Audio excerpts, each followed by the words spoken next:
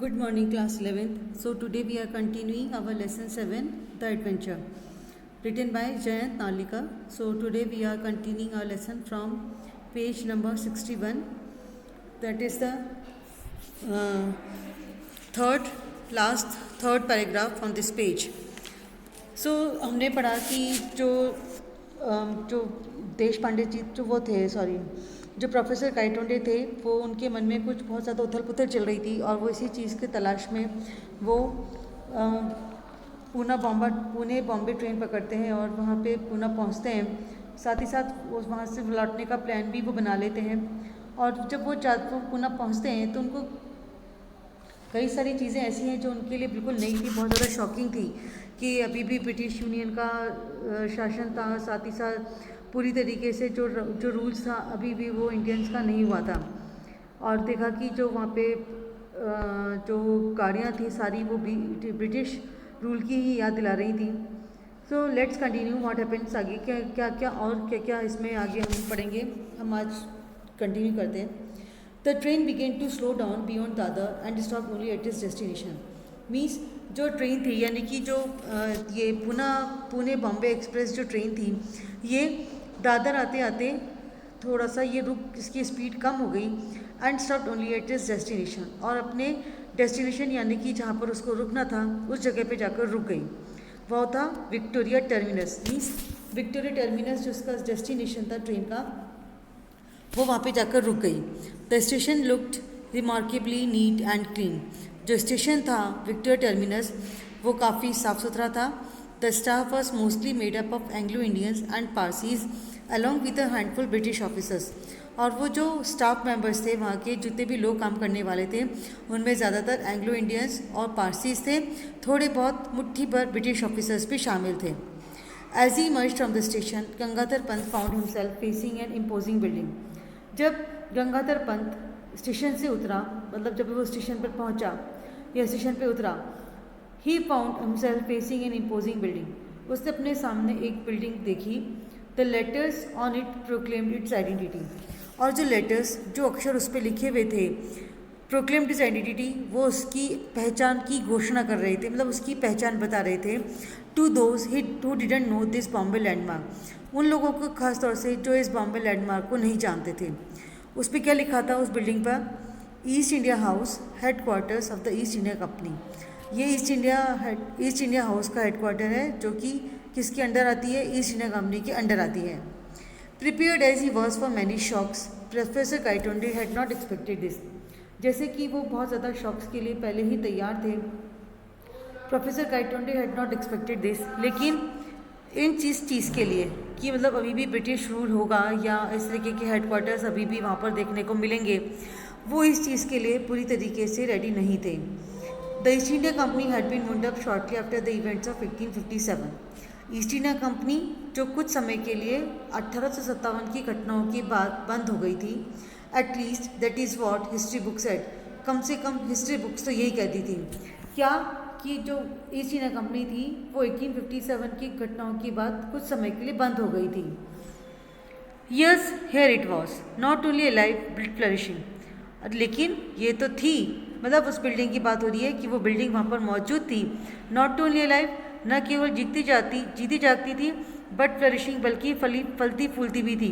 Means जो building थी वो वहाँ पर पूरी तरीके से मौजूद थी और बहुत ज़्यादा प्रोग्रेसिंग थी। So history had taken a different turn perhaps before 1857। तो इसका मतलब हिस्ट्री ने कुछ अलग ही मोड़ लिया था शायद 1857 के पहले। How and when had it happened he had to find out. कब और कैसे ये हुआ, ये अभी उनको मतलब प्रोफेसर काइटोंडे को ये पता लगाना था। As he walked along Hornby Road as it was called, he found a different set of shops and office buildings. वो हॉर्नबी रोड जिस तरह से उसका नाम था वो उसके सारे उसके किनारे वो चल रहे थे। ही found a different set of shops and office buildings. वहाँ पर अलग अलग दुकानें, अलग तरीके की ऑफिस बिल्डिंग्स उनको दिखाई दी। There was no handloom house building, लेकिन वहाँ पर कोई हैंडलूम हाउस बिल्डिंग, मतलब इस तरीके की कोई बिल्डिंग नहीं थी। Instead there were Boots and Woolworth departmental stores. बजाय एक हैंडलूम बिल्डिंग के वहाँ पर जो बिल्डिंग्स थी या जो ऑफिस थे वो थे वूल मतलब वूल वो डिपार्टमेंट है जहाँ पे मतलब ऊन का काम होता था या फिर शूज़ का काम होता था। Imposing office of Lloyds, Barclays and other British banks, और कई सारी बिल्डिंग्स जिसमें लॉयड्स, बार्कलेज और ब्रिटिश जो बैंक्स है उनकी बिल्डिंग्स थी। As in a typical high street of a town in England, जिसको कि कह सकते कि काफ़ी ऊंची गली में, जो इंग्लैंड का जो सबसे ऊंचा शहर है उस गली में काफ़ी ऊंचाई पर उनके ऑफिसेस थे। ही turn right along home street and entered Forbes building. अब वो सीधा होम स्ट्रीट मतलब जो जिस गली में उनको घुसना था वहाँ पर घुसे एंड एंटर्ड फोर्ब्स बिल्डिंग, और मतलब होम स्ट्रीट एक गली का नाम है, एंड एंटर्ड फोर्ब्स बिल्डिंग, और वो बिल्डिंग में घुस गए। I wish to meet mister Vinay Kaitonde please, he said to the English receptionist. Mister Kaitonde ने उस बिल्डिंग के अंदर घुसकर जो एक अंग्रेज रिसेप्शनिस्ट थी उससे कहा, मुझे मिस्टर विनय काइटोंडे से मिलना है। She searched through the telephone list, the staff list, and then through the directory of employees of all the branches of the firm. जब मिस्टर गाइटोंडे ने विनय गाइटोंडे से मिलने की इच्छा बताई तो उस रिसेप्शनिस्ट ने टेलीफोन लिस्ट को ढूंढा, स्टाफ लिस्ट को ढूंढा, and then through the directory of employees, और उसके बाद जितने भी एम्प्लॉयज़ थे जिस डायरेक्टरी में उनका नाम था उसको सर्च किया। Of all the branches of the firm, उस फर्म की जितनी भी ब्रांचेस थी उनके जितने भी एम्प्लॉयज़ थे जो उनकी डायरेक्टरी थी उसमें उसका नाम सर्च किया। She shook her head and said, उसने अपनी गर्दन हिलाकर कहा, I am afraid I can't find any one of that name either here or any form of our branches. मैं सॉरी, मतलब मुझे दुख है कि मैं इस तरह का कोई नाम ना तो यहाँ पे ना ही हमारी किसी ब्रांचेस में कोई नाम ऐसा मुझे मिला है। Are you sure he works here, क्या आपको विश्वास है कि वो यहीं पर काम करते हैं? This was a blow not totally unexpected, ये एक उनके लिए बड़ा झटका था लेकिन पूरी तरीके से वो इसके लिए उम्मीद भी नहीं थी। मीन्स थोड़ी थोड़ी उम्मीद उनको इस बात से थी। If he himself were dead in this world, what guarantee had he that his son would be alive. Mister Vinay Kaitonde, means यहाँ पर वो खुद की ही बात कर रहे हैं जहाँ पे वो विनय काइटोंडे के नाम से काम करते थे। तो वो कह रहे हैं कि अगर मैं यहाँ पर खुद एक इस दुनिया में मरा हुआ इंसान हूँ, what guarantee had he that his son would be alive, तो इस बात की उनके लिए क्या गारंटी है कि उनका बच्चा इस दुनिया में ज़िंदा, मतलब इस दुनिया में ज़िंदा होगा। कहने का मतलब कि जो कागज़ हैं, मतलब जो डॉक्यूमेंट्स हैं उनमें उनका बेटा भी ज़िंदा होगा या नहीं, इसकी कोई गारंटी नहीं है। Indeed he may not even have been born, हो सकता है ये भी बता दिया जाए कि वो तो अभी तक पैदा ही नहीं हुआ। He thank the girl politely and came out, बड़े शिष्टाचार के साथ उन्होंने इस रिसेप्शनिस्ट को धन्यवाद कहा और बाहर आ गए। It was characteristic of him not to worry about where he would stay, ये उनके नेचर की क्वालिटी थी, उनका एक गुण था स्वभाव का, not to worry about where he would stay, उनको इस बात की चिंता नहीं थी कि वो कहाँ पर रुकेंगे। His main concern was to make his way to the library of the Asiatic Society to solve the riddle of history, बल्कि उनकी जो मेन चिंता थी वो ये कि जो मेन लाइब्रेरी थी वहाँ की एशियटिक सोसाइटी की, वहाँ पर पहुंचकर उस इतिहास की पहेली को, रिडल मीन्स उस पहेली को वो सुलझा पाएँ। Grabbing a quick lunch at the restaurant he made his way to the town hall, जल्दी से अपना लंच फिनिश कर रेस्टोरेंट में वो टाउन हॉल की तरफ बढ़ने लगे, मतलब उन्होंने अपना रुख टाउन हॉल की तरफ किया। मॉर्निंग क्लास 11th, तो आज भी हम अपना 7th लेसन ही कंटिन्यू कर रहे हैं, that is the adventure and written by Jai Nalika. इस लेसन में कुछ अजीब व गरीब चीज़ें हैं जो हमने पढ़ी कि जो मिस्टर काइटोंडे हैं उनका नाम एम्प्लॉय लिस्ट में है ही नहीं, प्लस जैसे हिस्ट्री में उन्होंने पढ़ा कि मराठास के बीच में वॉर हुआ और उसके बाद मराठास जीते, लेकिन है ना वहाँ पर जब वो पहुँचते हैं पूना तो वहाँ पे देखते हैं कि अभी भी ईस्ट इंडिया कंपनी का ही शासन है, जबकि हिस्ट्री में ऐसा कहीं मेंशन नहीं है। हिस्ट्री में मेंशन है कि 1857 की युद्ध के बाद जो घटनाएं हुई उसके बाद ईस्ट इंडिया कंपनी को थोड़े समय के लिए बंद कर दिया गया, लेकिन वहाँ पर तो उन्होंने देखा कि ईस्ट इंडिया कंपनी की बिल्डिंग तो है ही सही, प्लस वो काफ़ी प्रोग्रेसिंग भी है, मतलब काफ़ी तरक्की कर रही है। वहाँ के जो सारे काम हैं वो सब इंग्लिश ईस्ट इंडिया कंपनी के अंतर्गत ही हैं, और जितने भी बैंक्स हैं, जो भी चीज़ें हैं वो सब रिलेटेड टू इंग्लिश हैं। तो वो सोचते हैं कि मतलब जो उनके मन में उथल पुथल चल रही है, जो उस मन में बहुत ज़्यादा उस चीज़ को लेकर जो बहुत ज़्यादा कहना चाहिए बेचैनी है, उस चीज़ को दूर करने के लिए वो सोचते हैं कि वो टाउन हॉल जाकर जो लाइब्रेरी है वहाँ पर हिस्ट्री की बुक्स को सर्च करेंगे। इसीलिए वो अपना जल्दी से छोटा सा जो भी लंच था फटाफट से कंप्लीट करते हैं, एक रेस्टोरेंट में जाकर और फिर टाउन हॉल की तरफ जाते हैं। So now let's continue our lesson. That is from page number 62। हम यहाँ से अपना लेसन कंटिन्यू करेंगे। Yet to his relief, yes to his relief the town hall was there. हाँ, उनको बहुत राहत मिली ये देखकर कि टाउन हॉल वहाँ पर था। And it house the library, और उसमें लाइब्रेरी भी थी। He entered the reading room and asked for list of history books including his own.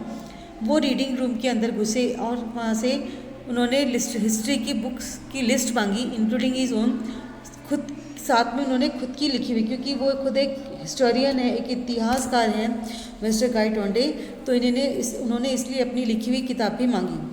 His 5 volumes duly arrived on his table. समय पे duly means timely 5 volumes history के उनकी table पर आ गए थे। He started from the beginning, उन्होंने शुरुआत से शुरू की। Volume 1 took the history up to the period of Ashoka. जो वॉल्यूम 1 था वो उनको अशोका की जो इतिहास है अशोका का उसके तक, या जो अशोका का काल था मौर्य काल, वहाँ तक लेके गया, वहाँ तक उन्होंने पढ़ा। वॉल्यूम 2 अप टू समुद्रगुप्त, जो वॉल्यूम 2 था वो समुद्रगुप्त तक था। Volume 3 up to Mohammad Ghori, जो वॉल्यूम 3 था वो मोहम्मद गौरी के ऊपर था। And volume 4 up to the death of Aurangzeb, और जो वॉल्यूम 4 था वो औरंगजेब की डेथ तक उन्होंने ख़त्म, जहाँ पर ख़त्म होता था वहाँ तक उन्होंने पढ़ा। Up to this period history was as he knew it, यहाँ तक जिस तरीके से उन्होंने हिस्ट्री को पढ़ा था बिल्कुल जैसा मतलब उन्होंने समझा था, जैसा उन्होंने अभी तक जाना था हिस्ट्री को, बिल्कुल वैसा ही था।